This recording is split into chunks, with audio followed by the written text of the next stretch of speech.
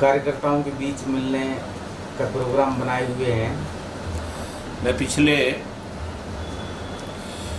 लगभग 1.5 साल से जब से चुनाव हुए थे विधानसभा के, विधानसभा से अगले ही दिन मैं एक ऑपरेशन कराया था। वो मेरा ऑपरेशन ठीक ना होने की वजह से मुझे उस ऑपरेशन को अब अप्रैल में दोबारा कराना पड़ा और लगभग मुझे 1.5 साल अपनी पर्सनल यूरिन प्रॉब्लम की वजह से और फिजिकल प्रॉब्लम की वजह से अस्पताल में ही मेरे लगभग 2 बार दाखिल होने की वजह से ज़्यादा पीरियड उसमें कट गया। तो कल कार्यकर्ताओं से काफ़ी डिस्कनेक्शन रहा मिलने का और कोई मीटिंग करने का। दूसरे शब्दों में ये भी कह सकता हूँ कि सत्ताधारी पार्टी में बहुत सारे लोग अपने काम की आस्था रखते हैं। काम तो हमारा किसी ने करना नहीं, लेकिन राजकुमार सैनी के बैठने की वजह से, उसके साथ आने की वजह से मेरा काम रुक गया। मैंने कहा भाई जो आम तुम्हारी थाली में गिरने हैं वो गिर गिरा लेंगे, इसलिए मैं 2 साल हो गए। अब मैं कहा जो पक गए होंगे तुम्हारे आम तो तुमने खा भी लिए होंगे, अगर नहीं पके होंगे तो वो पकेंगे भी नहीं। इसलिए मैं कार्यकर्ताओं के बीच में आया और जो निर्भीक हैं, जो स्पष्ट हैं, वही कार्यकर्ता होता है। जो दोगली रणनीति अपनाता है वो तो हवा के साथ या फ्लड के साथ बह जाता है। वो कार्यकर्ता नहीं होता है, मौका प्रस्तुत होता है। साध्वी विद्या ठाकुर का आरोप है कि भाई आपने हरियाणा में शांति का प्रयास किया। देखिए, वैसे तो मैं इसका क्लैरिफिकेशन दे चुका हूँ, पर फिर भी आपने सवाल किया है। किसी बात को बार बार रिपीट करना ठीक तो नहीं, लेकिन एक सर्वेश पांडे बहराइच से बीकानेर की धरती पे आग उगल रहा है। ये हमारे बाप दादा की रियासतें थी, ये देश हमारा था, हम इस देश के मालिक थे। ये 2-2 कौड़ी के लोग हमारे पैरों पे गिर के गिड़गिड़ाते थे, आज ये हमें गुर्राते हैं। रामविलास पासवान और मायावती, सावित्रीबाई फुले और उदित राज जैसे लोग। फिर वो आगे यहीं नहीं रुका, वो आगे बहुत दूर तक कहता है कि हमने सब रियासतें दान की, हमने ये किया, हमने वो किया।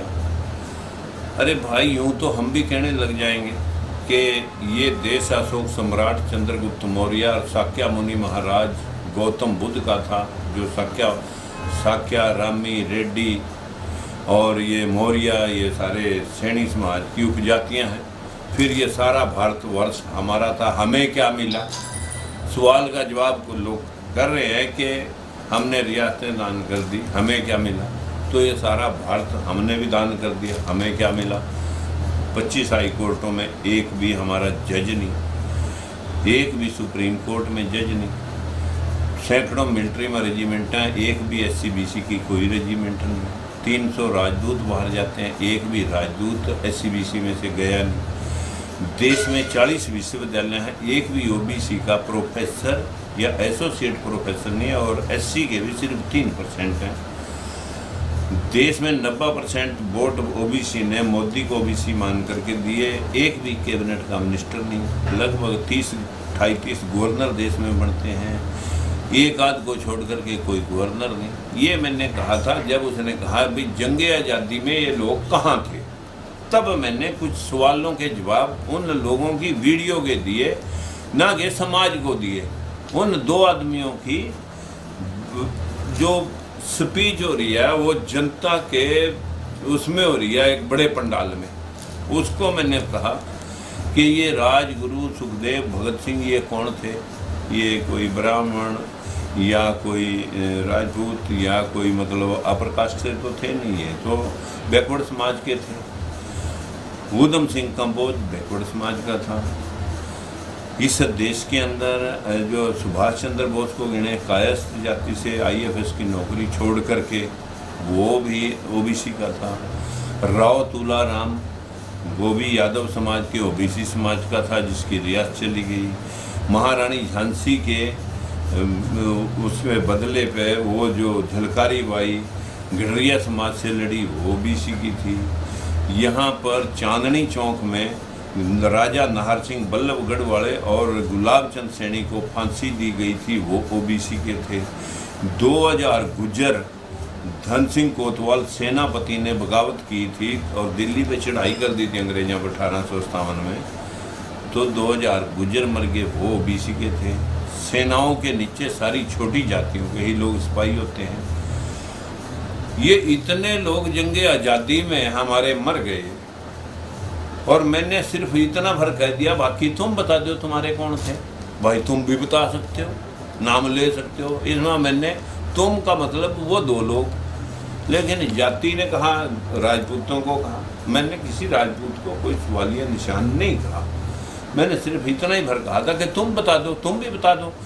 लेकिन छोटा आदमी बोलिया तो क्यों बोलिया, निचली जाति में से कोई आदमी बोलिया तो क्यों बोलिया। भाई कोई उनकी जाति को तो 2-2 कौड़ी के लोग हिजड़े बता दे।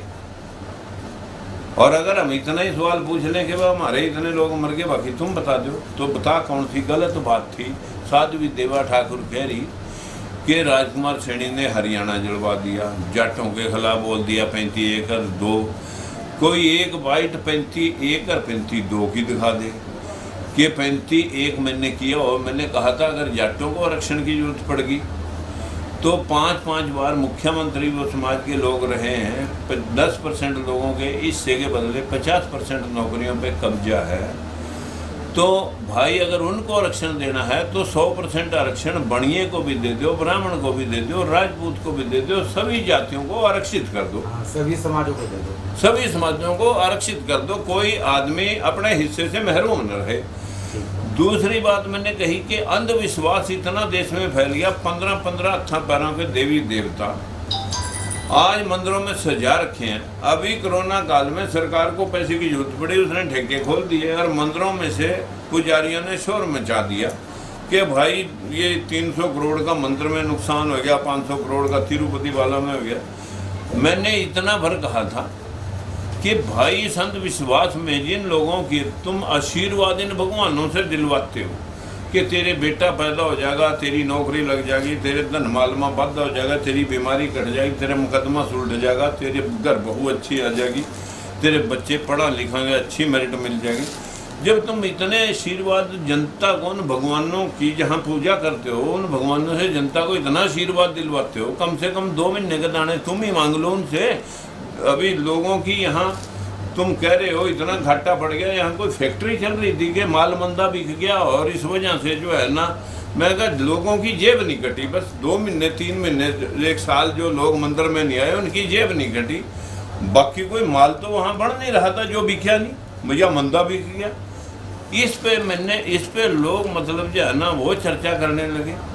बोले मैंने कहा कि अगर भगवान किसी को कुछ मतलब देते, ये भगवान कौन है, ये एक प्रकृति है जो एक साइकिल है।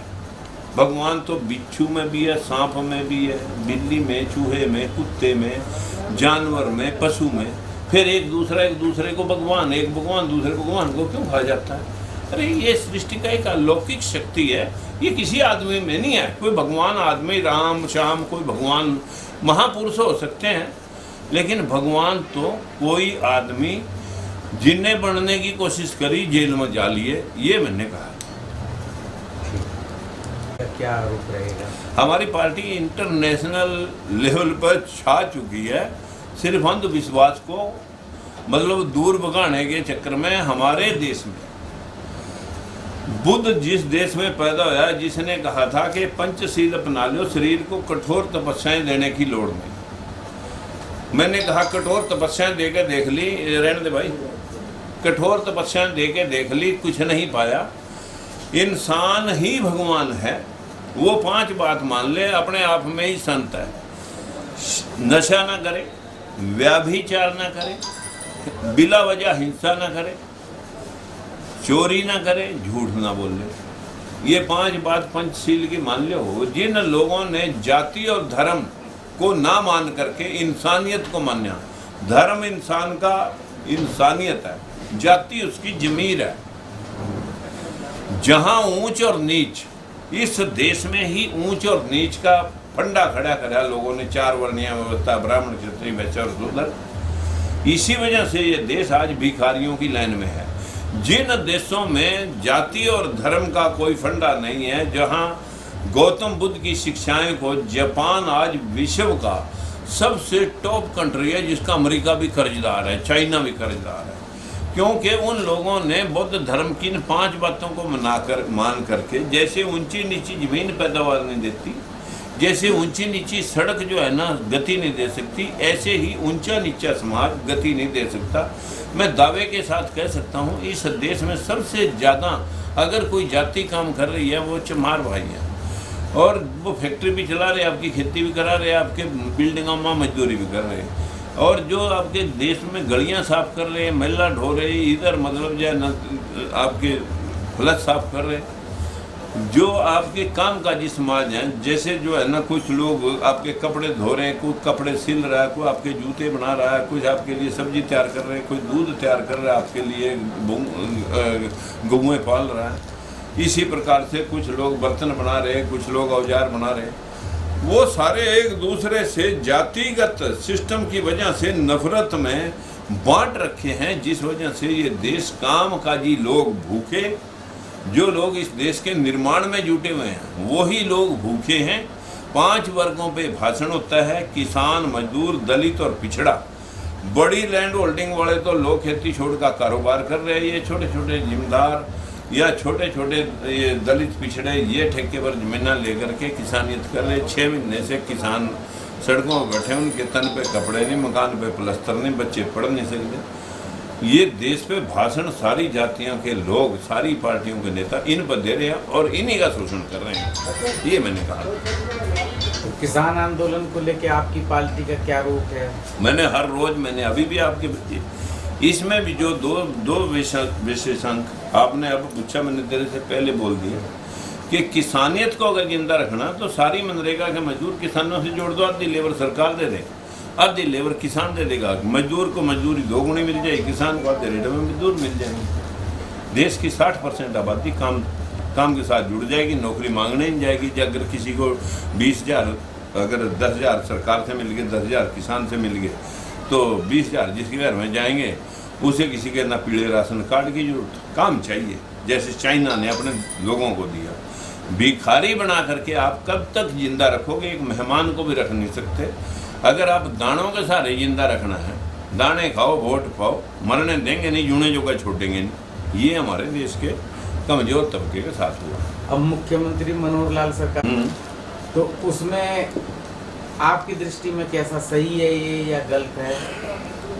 आज से पहले पता नहीं कितने बार निरीक्षण परीक्षण हो लिए, पीले कार्ड, गुलाबी कार्ड, इन कार्डों के पीछे गरीबी रेखा से बिलो पॉवर्टी लाइन, जो पॉवर्टी लाइन जो कितने, किसका राशन कार्ड बने किसका नहीं। जिन लोगों के हाथ में सत्ता होती है, अभी अभी हमारे एक कुरुक्षेत्र के विधायक का एक आयुष्मान योजना के तहत कार्ड बना, तो अगर कोई पूछे कि भी उसका पूरा शहर में जो प्रॉपर्टी है उसकी इतनी बड़ी है कि वो कई, मेरे ख्याल 100 BPL परिवार उसकी कल्ले के पास पे खाना खा सका। अब 5 लाख तक की जो योजना है, अगर कोई पूछे तो क्या ऐसे बनते हैं कार्ड? ऐसे ही आगे बढ़ेंगे जैसे अब तक बना रहे।